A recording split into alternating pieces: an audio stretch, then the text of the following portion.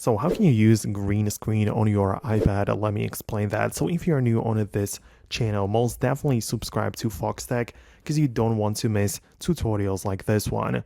So the green screen can be used in different places, but the best way I find it is through a video editor called CapCut.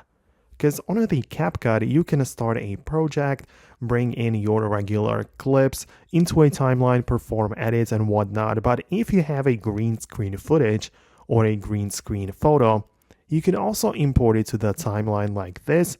You tap on plus and bring it over. And then what you can do is to tap on it to select it and click on the overlay feature. This will make it show up on the top of your background footage. Right here, we can still see the green color and everything, but it is sitting on the top of our background.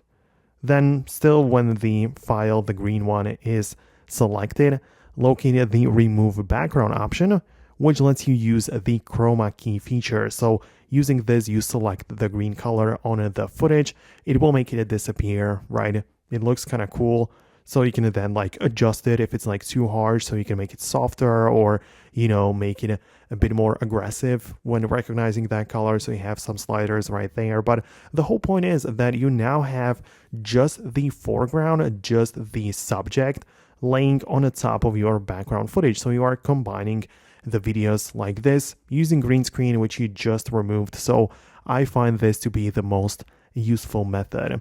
Obviously, as I say, there are more software or apps which you can use for this purpose. So go ahead and explore it or share your experience below, but this is by far the best way if you ask me. So let me know what you think about that below. Thanks a lot for watching, and I'll see you in the future tutorials.